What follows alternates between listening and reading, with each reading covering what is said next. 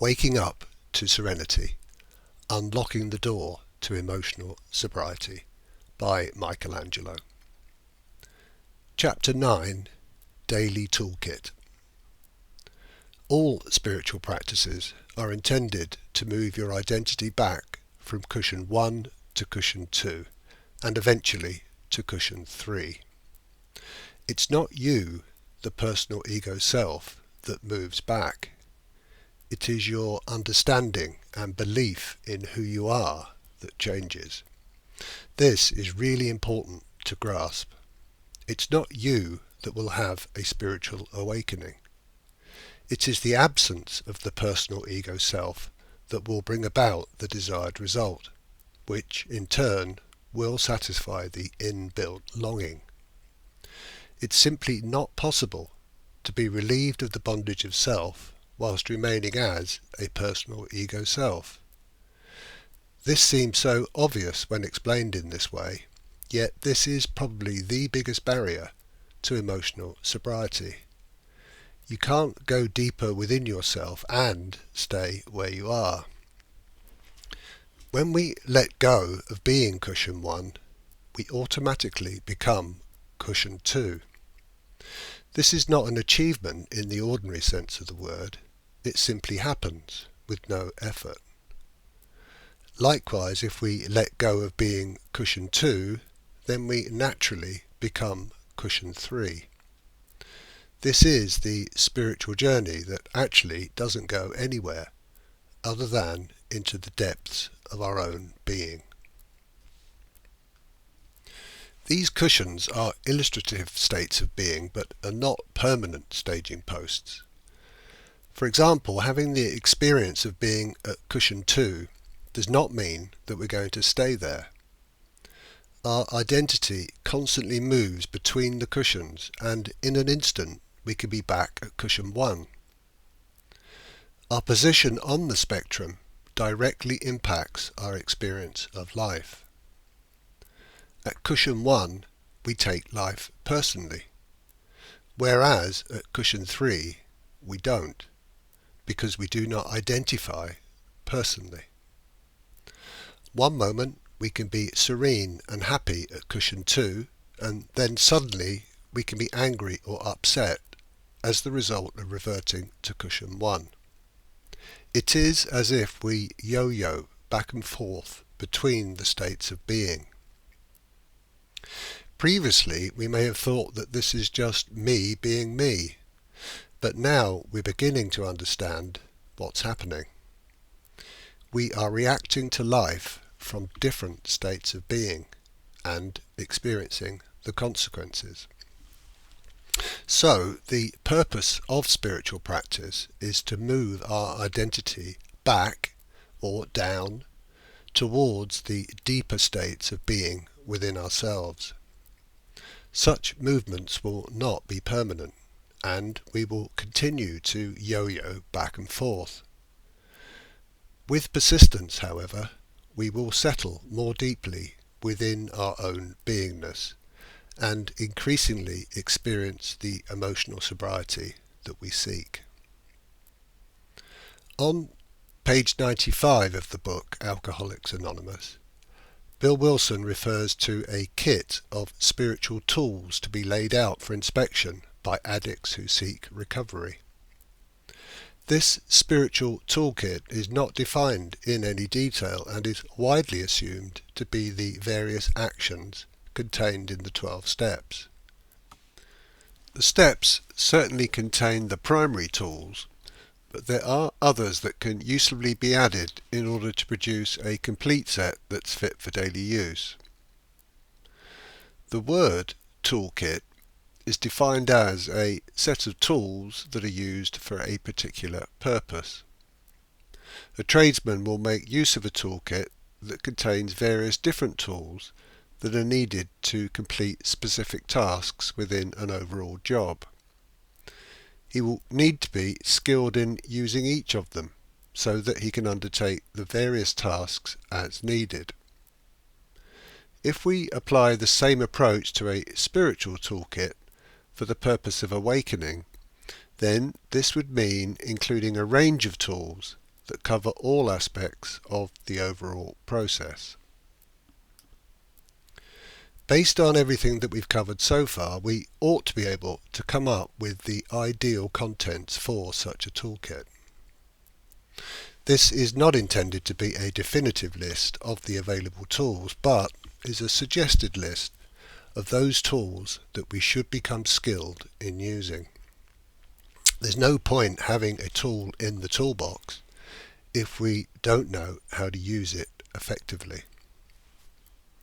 In keeping with the numerical theme of 12-step recovery, this suggested toolkit contains 12 tools of recovery. Each of them is a tool in its own right, and each will become increasingly effective through regular practice. Humility. This is the most important tool in the box. There can be no sustainable recovery until we can admit and accept that cushion 1 is the problem. Humility arises when denial ends. This is the basis of step 1, and it is foundational. Humility is not something that we recover from or something that we look back upon as a previous weakness. Humility is the ongoing acknowledgement that the personal ego self is inherently flawed, and there are no exceptions. All humans suffer the same traits to various degrees. Humility is simply the recognition of personal imperfection. The tool of humility needs to be in constant use. HOW, or how. This tool is three-pronged and comprises the essential attributes of honesty, open-mindedness and willingness. If any one of these is missing, then the tool will not work. If this is the case, then we need to pray earnestly for the missing piece. We need to use this tool to practice being honest with ourselves and others, to be open to new ideas, and to be willing to act against the inclinations of the personal ego self. It's too easy to just claim that we are honest, open-minded and willing. This would be the equivalent of having a tool but not using it. This tool will reap great benefit provided we keep it deployed. Fellowship. Addiction causes isolation and loneliness. It may seem surprising to include 12-step fellowship as part of the spiritual toolkit, but actually it's a vital constituent. We need the love, support and encouragement of each other in order to recover. Using our H2O metaphor, fellowship meetings are the equivalent of placing the ice cube of personal ego self into a bowl of warm water. Gradually, the ice cube melts. The meetings are a spiritual environment where we feel safe to let go of our personal issues. Many of us have battled with dis-ease for far too long on our own. It takes courage to open ourselves up to being vulnerable, but it's tremendously reassuring to do so with fellow addicts who truly understand. We fear rejection, but actually we are welcomed with open arms.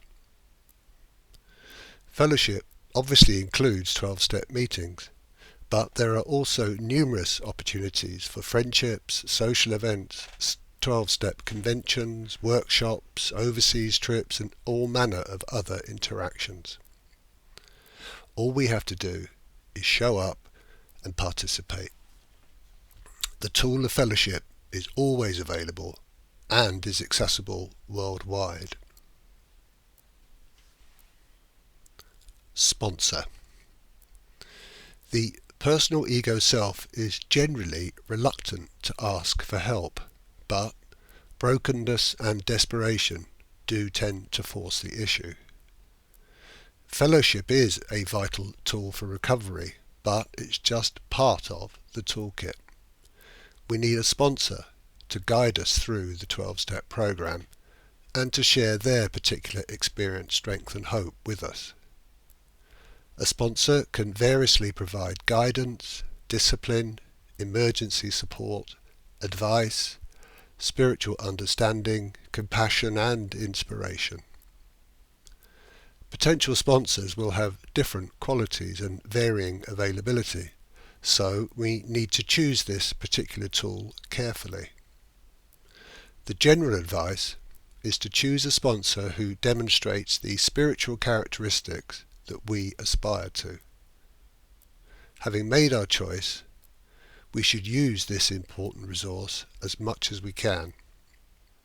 The primary activity with a sponsor is to work through the 12-step program. Literature.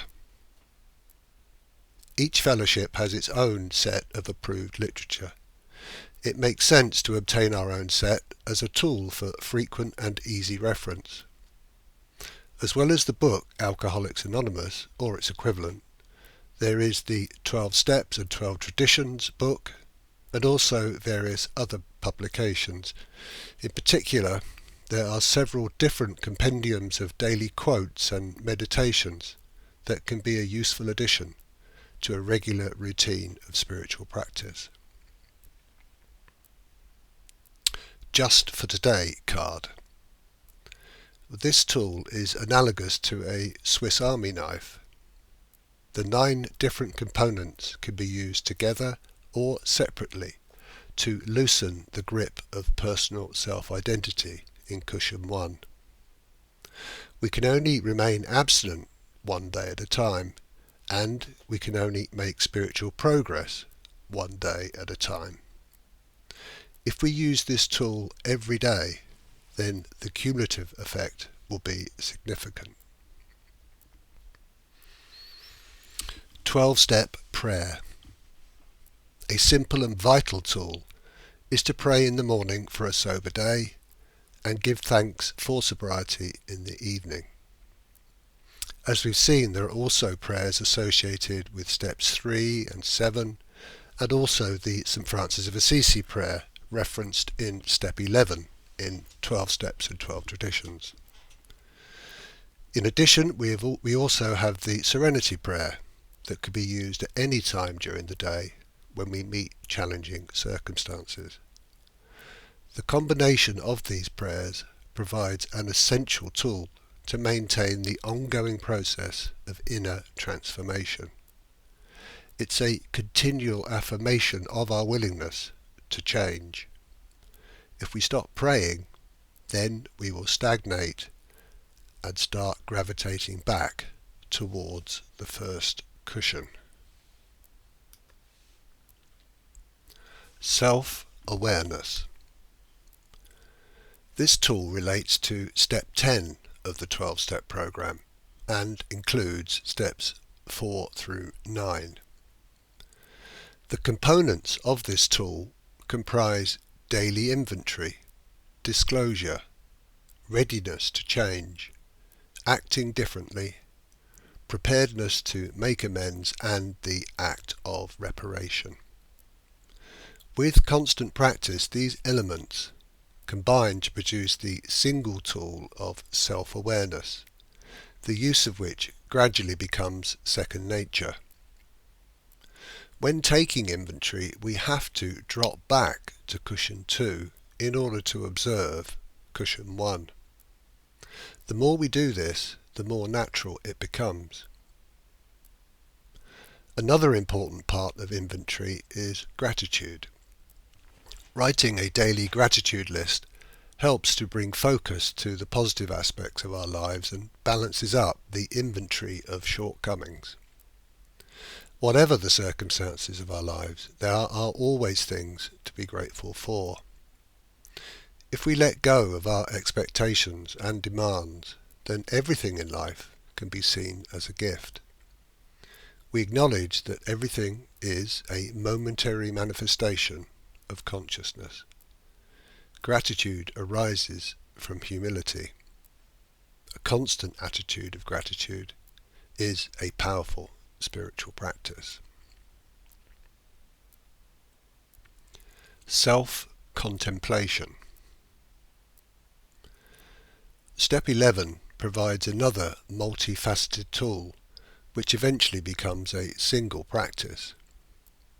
The constituent parts are prayer and meditation, and I would also add self-inquiry, which is simply the practice of asking which cushion I'm currently on. Each of these can be practiced separately during the early phases of transformation, but eventually they will begin to merge and become the single tool of self-contemplation. This tool is all about shifting our identity from cushion 1 to cushion 3, i.e. from personal ego self towards non-personal universal consciousness. The more we practice, the more the constituent parts will converge into one. The goal is to increasingly abide in universal consciousness as universal consciousness. Self-forgetting. Well, step 12 is the practice of forgetting all about the personal ego self, both inside and outside of 12-step fellowship. It takes practice precisely because our human tendency, when identified as the personal ego self at cushion 1, is to be self-centered and to take life personally. Self-forgetting is a tool that has to be utilized as often as possible. The more we use it, the less selfish we become, and hence the easier and more natural it is to be selfless. Universal consciousness is not personal. If we are continuing to worry about ourselves all of the time, then we still have a long way to go on the spiritual journey, regardless of how long we may have been sober.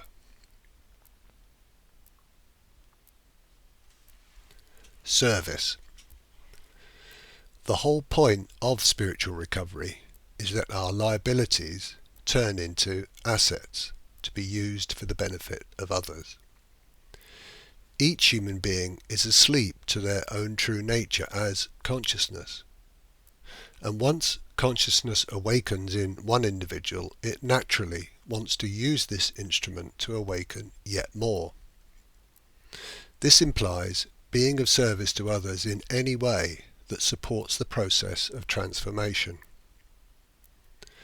12-step fellowships are independent, voluntary organisations that rely upon individual participants for maintenance and growth. All 12-step meetings have service positions such as greeter, refreshments, literature, treasurer, secretary and general service representative. And there are also various service opportunities at intergroup, regional and national level. We can be of service simply by agreeing to visit other groups and share our experience, strength and hope. We can collect telephone numbers and call others to encourage and support them. We can also volunteer to go out on 12-step visits to talk with addicts who have reached out for help. Service is not an optional extra. It is an important part of the spiritual toolkit, and it should be practiced. If we're reluctant to do service, then we have fundamentally missed the entire point of recovery. Letting go of the personal ego self obviously implies becoming selfless. Sponsorship.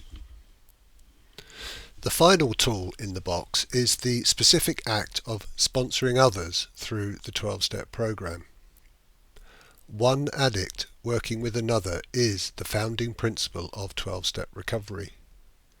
We should not underestimate how valuable this can be. Once we've been taken through the steps by a sponsor and have become proficient in using the tools, then we are ideally placed to use our experience for the benefit of others.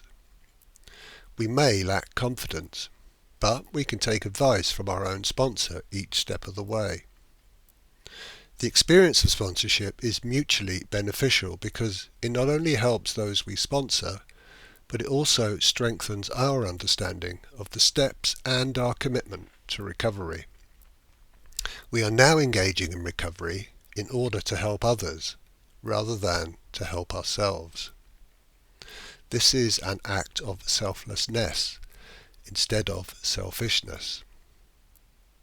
This is a further shift from personal ego self to universal consciousness. And as with all the other tools, we become more skilled in sponsorship the more we practice. If we're reluctant to sponsor others, then we need to ask ourselves, why? The honest answer will always be the same. We're still making decisions based on cushion 1 rather than cushion 3. Well, these 12 tools are what I would consider to be the essential toolkit for awakening. Any resistance that we may have in using these tools is itself an indication that we need to be practicing the very things that we are reluctant to do. It's the personal ego self that is reluctant, and it's the personal ego self that is the cause of all our suffering, including our addiction. This toolkit is readily available, free of charge and utterly priceless. If we want effective recovery, then we need to use all of it. If we only use half of it, then we will most likely make little progress or no progress at all.